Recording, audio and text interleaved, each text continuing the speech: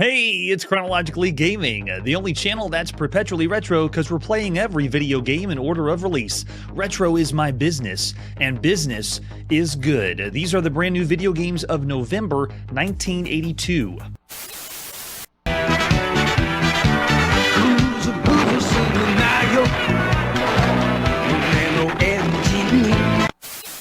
We were last on the Atari home computer playing the nth version of Voodoo Castle. Let's see what the next game is.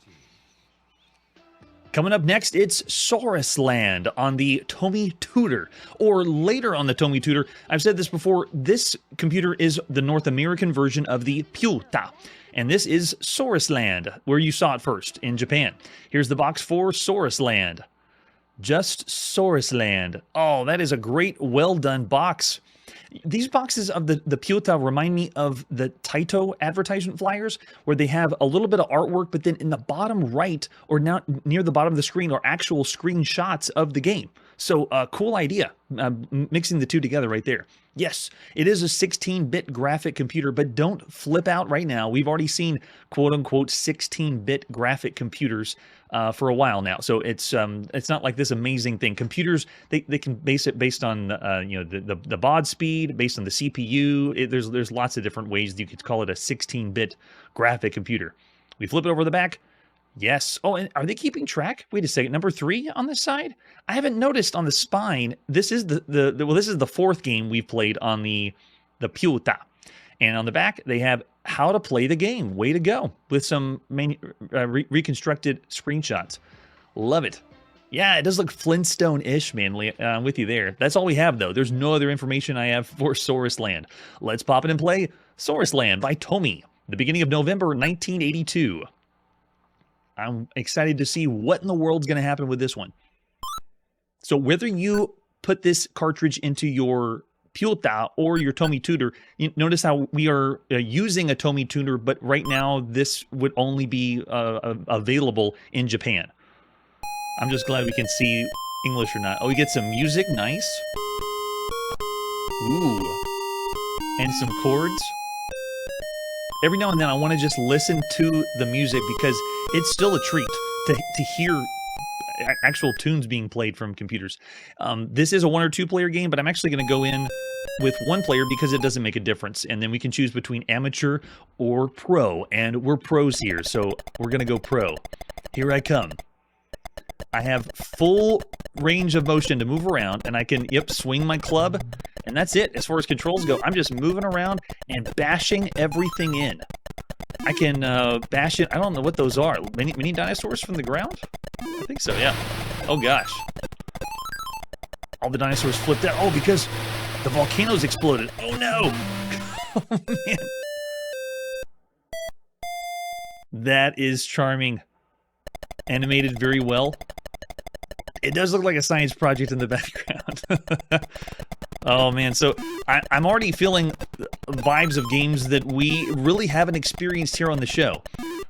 Most of the time when we are able to move around and bash things in, I only can think of one other game that had other enemies coming after us, where we can freely move around the screen. Now, it is only 1 screen, though, so it very much feels like an arcade game here on the computer, but, because I can't go from screen to screen, there isn't no exploration or anything like that. Oh, here they come. Get out of the way. I didn't hear the... Oh, there it is. Where's the sound of the volcano? And my score is just raising higher and higher and higher. Go, get out of the way. It looks like they're just falling down random. That's exactly my thoughts, James. This is a very early example of what we would call now as a beat-em-up. This is the proto version of it. At this point on Chronologically Gaming, we've only seen 1 other game that is anything close to this, and it was Sega's Samurai in the arcade back in 1980. I believe it was March 1980, and so there's only 1 other example of a game where you're running around and beating things up, or you're essentially... Think of it like fighting games. We played one-on-one or versus fighting games, but this is you against just a ton of weaker people or enemies that you're just smashing into. And we just have a club, so it's a simple idea. Just move around, stay alive. Oh, that looks... that dinosaur ran at me. You do have a live system and try to get the highest score you can, but it's just hang around, run around, and beat everything up. So while this is a really fresh idea for a video game, the concept and the way this plays is still not like amazing. I can understand why a lot of people aren't doing this idea. I also don't know why are they giving the enemies in the ground, because they don't really do anything. Or at least they don't hurt me if I walk across them. Yes, and this is very historically inaccurate. I would have had 2 clubs, not just 1. Oh, move! Oh, and it got me. I do like the ghost animation, though. That's very nice. We got a video game with dinosaurs in it, and we get to just beat them all up. It's very rare. The other video games with dinosaurs were the ones like Dino Wars we played on the Coco, and then we also played Dino Battle, which is a rip-off of that one, and that was just one-on-one dino fighting. This one, we actually get to hit them back, destroy them all. It's also a little rare playing a game that gives you this freedom to move around. We played another one, Karate, on the Atari 2600. It was a fighting game that allowed you to move around the playfield like this. So this is just the very humble beginnings of what we would call beat-em-ups. It's amazing. Oh, maybe they do affect the volcano. Maybe I'll just let me leave the moles alone. Yeah. Oh no, I can't tell. But once the volcano explodes, gosh, those things are just random that rain from the sky. I don't know which way they're gonna go. Okay, I just got lucky that time. This is the very first video game we've ever played where you are playing as a caveman. Of all video games, maybe text adventures aren't included in that, but we're actually looking like a caveman and playing as a caveman.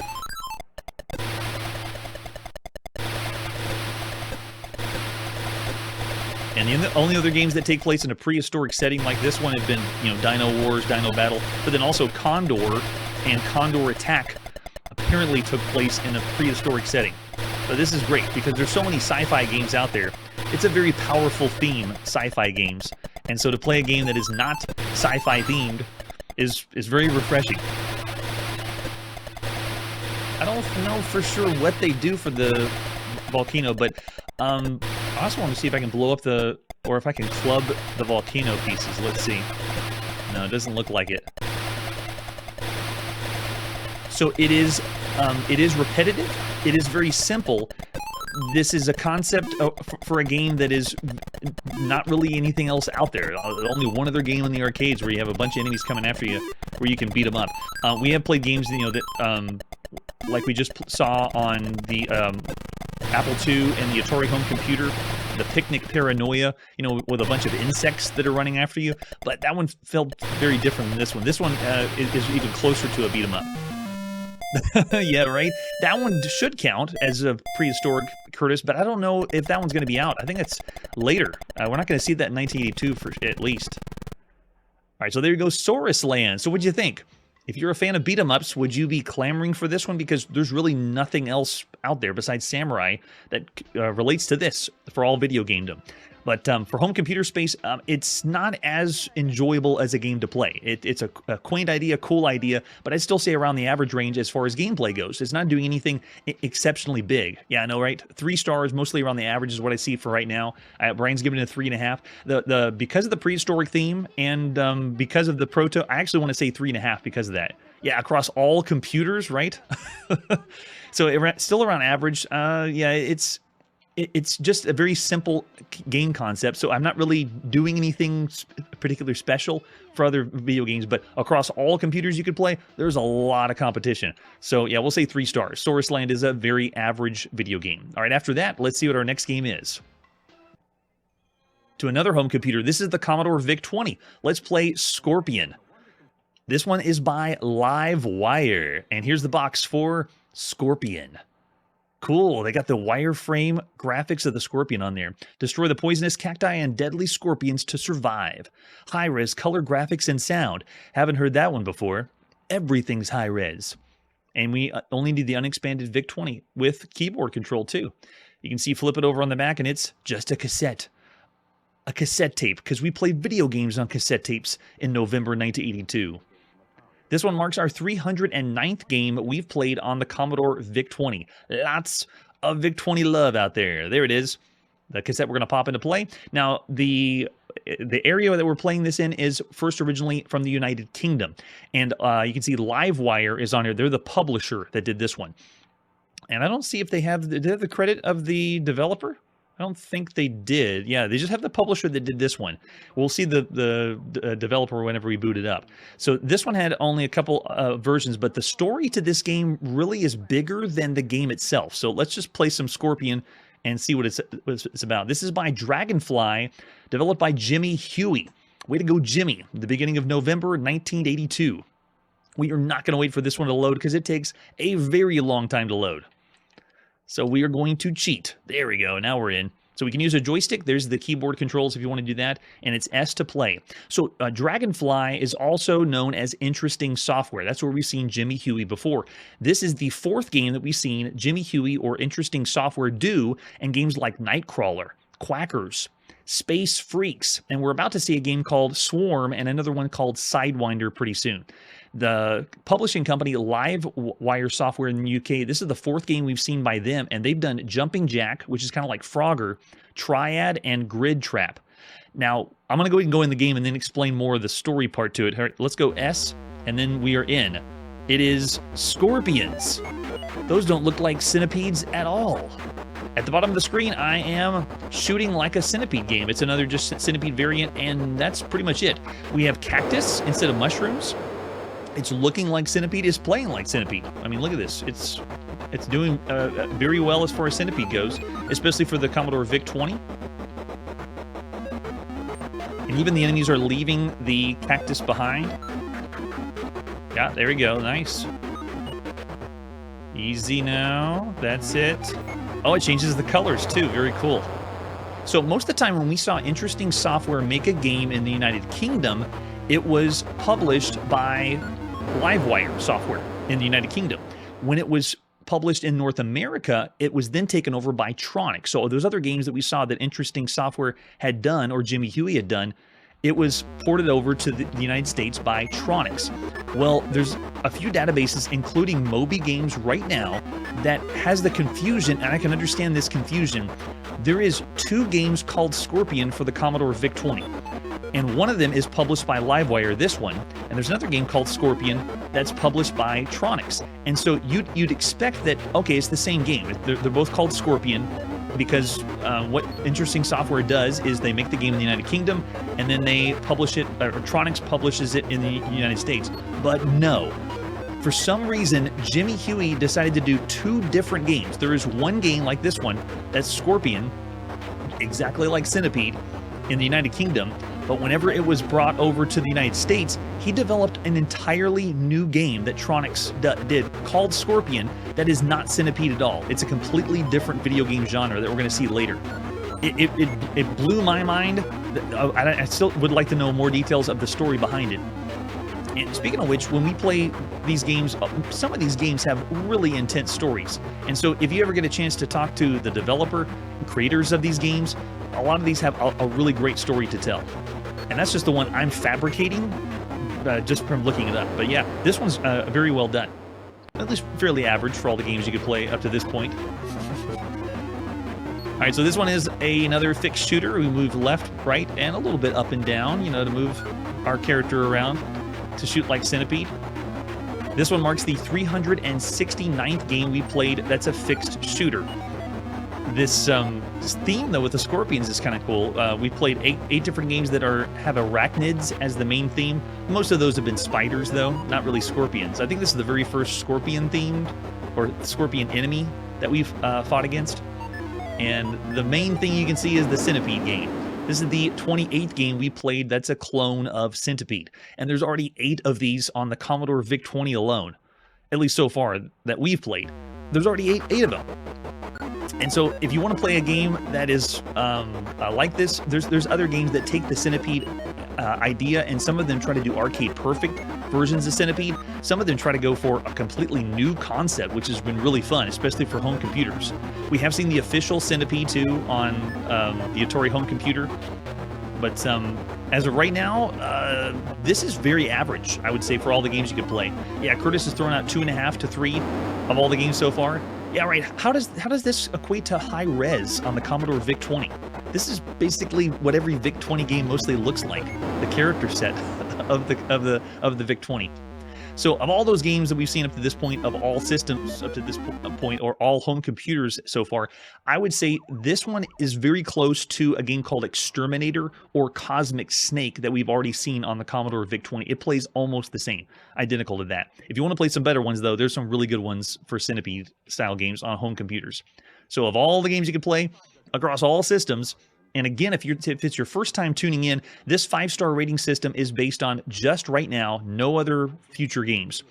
Would you tell yourself this is a broken game of all games on all home computers right now? Then you'd be somewhere around the 1-star range. If you tell yourself this is a bad game of all computers that are right now, then you say this is somewhere on the 2-star range. If you think this is pretty average for all the games you could play across all home computers, it's somewhere around the 3-star range. If you think this is a really good game, an above average or excellent game, it's about the 4-star range.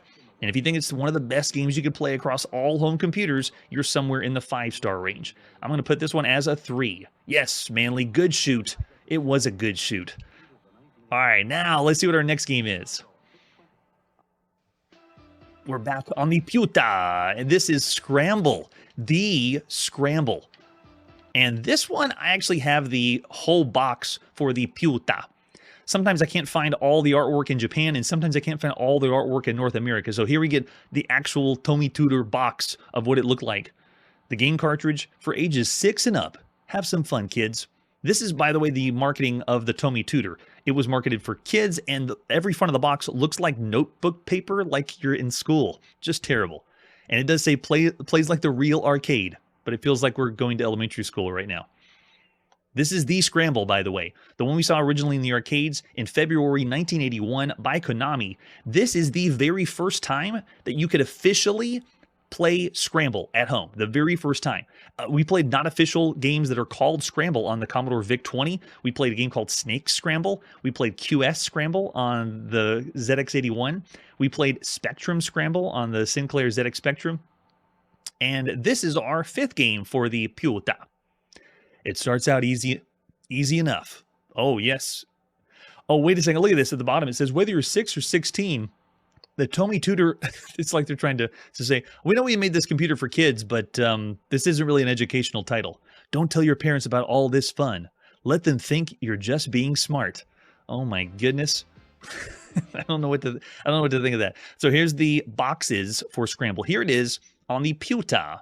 That one looks more like we're going to play some Scramble, some sci-fi action right there. Yeah, very, very weird marketing.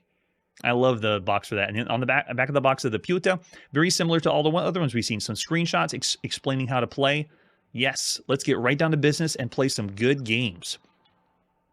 And there it is, the Tomy Tutor. Yeah, it looks terrible. it looks like we're not. I love playing all these games where I don't have to play on this system, because I really would not want a picture of myself playing on this computer. All the other home computers, though, the Atari home computer, the Coco, the Apple II, I'm fine. Take pictures of me playing on that computer. But this one, no, not really. There's the cartridge. We actually have a screenshot of the cartridge. And again, even the cartridge has notebook paper.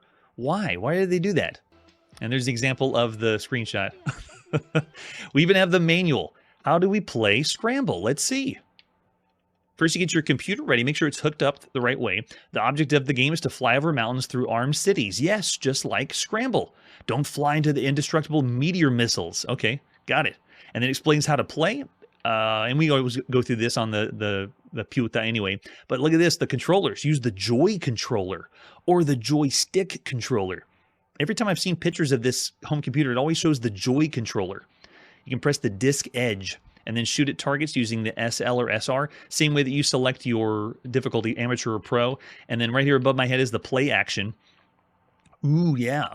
Or at least a little bit. And then over here at the top, they have enemy types. We have 5 spaceships, hit targets. We played a lot of Scramble here on the show already, so we kind of understand how it works. And there's our scoring. And then if you want to play again, you hit return to keep going. And that's if we had it on the Tomy Tutor. I'm doing that just because I can understand the language, but you would have seen it first in Japan. Here we go. This is Scramble by Konami for theぴゅう太, the beginning of November 1982. That's right, made by Konami. This is the 32nd game that we played that is by Konami, or at least Konami was involved with it. We've had 17 games by Konami in the arcade, 3 for the NEC PC 6001, 1 that was on the Atari home computer and Apple II, it's Frogger, 2 for the Arcadia 2001, 2 for the Intex Adventure Vision, 1 on the Fiddler's Video Pack because it was Frogger. And then this is our second game that Konami's done for theぴゅう太. All right, so here we go. I want to play cartridge. I want to see what Scramble's like. Oh, here it comes.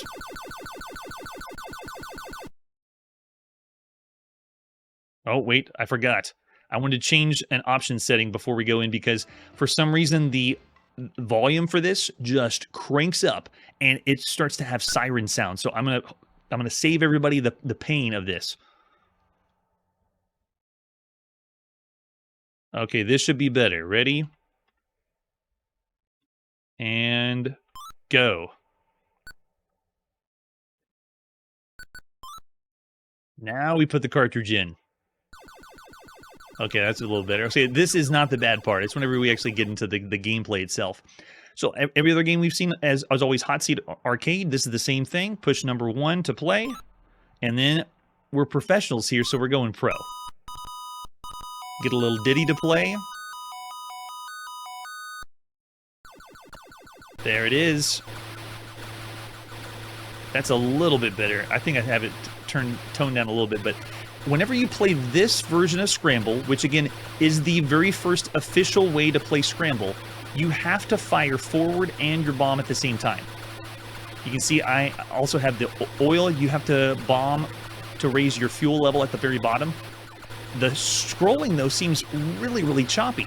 I'm wondering if Konami had a little difficulty with this newer system because it's essentially the same innards that we've seen for the Texas Instruments home computer and ColecoVision, so it may have been new for them to use. Plus, you also have to think of most of the games that Konami has done that are not in the arcade, they were just licensed by Konami. They weren't done themselves. So I would love to know who did the work on this one for theぴゅう太. But as far as the other games at this point, I feel kind of bad for Konami because we've already seen lots of games that are ripping off Scramble for home computers, and so for this one to come out, it doesn't really have the same amount of flair as the other games we've seen. But I got the idea. It's the scrolling that is just a little too choppy, or at least compared to other ones we played. Yeah, right. Doesn't it feel like it is chugging?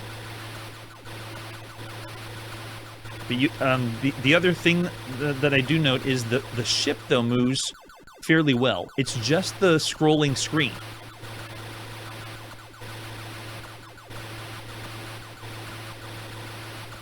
This game is the 49th game that we played. That's a variant of Scramble. So, and that includes Scramble too. So just imagine, there are 49 games that we played, including the original Scramble. This is the first official one, and so it's like all those people ripped off Scramble, and this is the one that Konami actually gets to do, and I'm not impressed. If it was a perfect world, it should have been, Konami bringing over their own game, and it was very early, and I would be impressed by it, but I'm not. Yes, we have out-scrambled the Scramble, or we just scrambled it too much. Some of the best ways you could play Scramble right now on all home computers are games like Sea Dragon, Strike Force, Neptune, K-Star Patrol, Pegasus 2, Airstrike. Those are some of the best ways to play Scramble. The smoothest, the coolest, and putting in features that even the arcade didn't have. And so this right here is not as impressive as it really should be. But we are getting into the tight quarters as usual. Looks like I'm doing okay with fuel. Even on the pro level, doesn't seem that bad.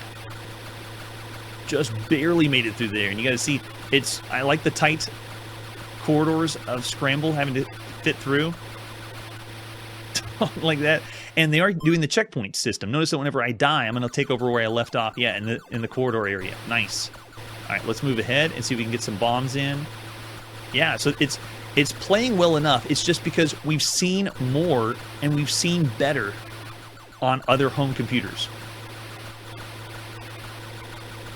Oh, hope I didn't need... Yeah, I didn't need that fuel. Okay, that's good.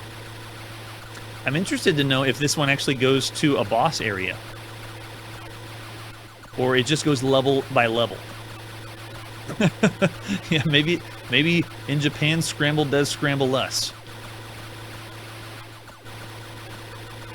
Whoa, cool. And there's like this auto fire going on if I hold the button down. Awesome. So the 2D auto-scrolling game is pretty good. Oh, nice. We do have a boss. Cool. It's doing it. Let's see if we can get past it. Yes.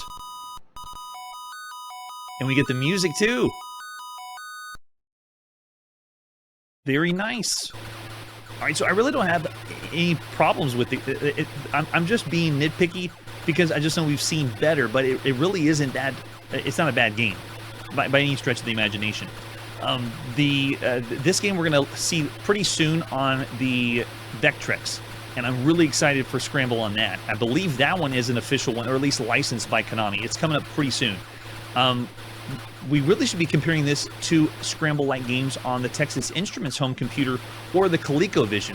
Texas Instruments doesn't have really a true Scramble-like game that you could play. It had some that were like Defender or shoot-'em-ups that scrolled, and so those were okay. They were pretty smooth. What we really should be comparing this to is Cosmic Avenger that's on the ColecoVision, because that one is essentially Scramble. Well, Cosmic Avenger was in the arcades, and it was a ripoff of Scramble, and they ported it over to the ColecoVision. So seeing that on very similar hardware is really what we should compare this to. Yeah. All right. I'm sure it would, yeah. So I see a 3.5-star rating of all the games you could play. Oh, and a 4. Nice. I know, it feels like since it's official, we should be giving it a higher score than all the other ones out there. I'm still thinking fairly average for the games you could play, or around the average range. Yeah, even James saying 3 or 3.5. That choppy scrolling's big, though. All right, so we have a game over. We can hit return. Yeah, it is perfectly mediocre, but I really want to give it a higher rating. Because it's official Konami. Imagine a world where there's only 32 games by Konami. That's just crazy. Oh, and maybe it did. Well, notice it starts kind of smooth, but then gets slower as more things come on the screen.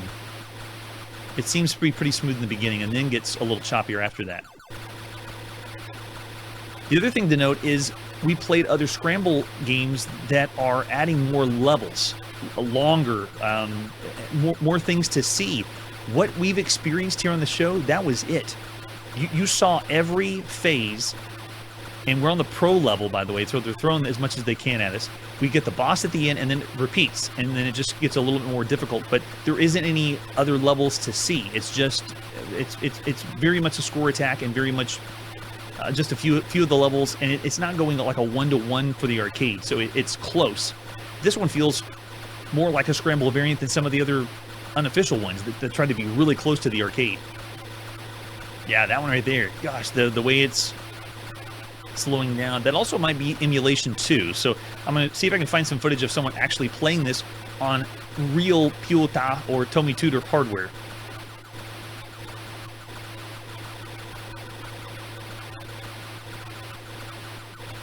And the pitches of this one, the sound is very, very shrill. That's why I brought the volume down. It hits you really hard. Yeah, but my experience with this is, I gotta say, just fairly average. I don't even want to go as higher than 3 stars. There's so many more other games that are on home computers that are doing something better, more impressive, and so I gotta just say, yeah, 3. Also because there's not any more to see than what you've seen on the show. Unless someone gets to a higher level, you can tell me if there's something that we missed. But in my playtest, it was the same thing. So there you go. Of all the games you could play across all home computers, the first way to play Scramble officially is 3 stars. There's a lot of really good ones out there. Still fun, though. Having a blast. All right, that's where we got to put our video game playing on pause. Man, I love diving into these obscure video games to see where we're going to go. The Japanese video game market is just going more and more and pushing, and we're going to be seeing lots of fun video games. And not just here in Japan, we're going to see them all over the world too, as we go in order. So next time on Chronologically Gaming, we got a lot of stuff that's going to be going on. First, we got some submarines that are shooting and ricocheting. And let me just pitch you this video game idea. Let's take Pac-Man, add multiple floors, add RPG elements with an inventory system, saving a damsel in distress, and you can grow and shrink in size. Just crazy. And we also have Spider-Man. We're going to be playing video games like a Spider-Man can. That's it for today, and like I always say, my wife says, why would anyone make or play any of these video games? And I say, why not? Hey everybody, thanks for checking out the channel and joining me on my quest to play every single video game in order of release. We'll be streaming live every weekday at 9 p.m. Central, so join us and let us know if we missed any games along the way. This video would not be possible without Launchbox, RetroArch, and MAME. Tell all your friends there's some crazy guy named Chronologically Gaming trying to play every single video game. We have links down below that'll send you to places like our Discord and Patreon, and one that says all the video games we've ever played. If you go there, it's a list of everything, and you can click right to the game you want to see. Chronologically Gaming is the name to look for. We are perpetually retro, and we will catch you next time.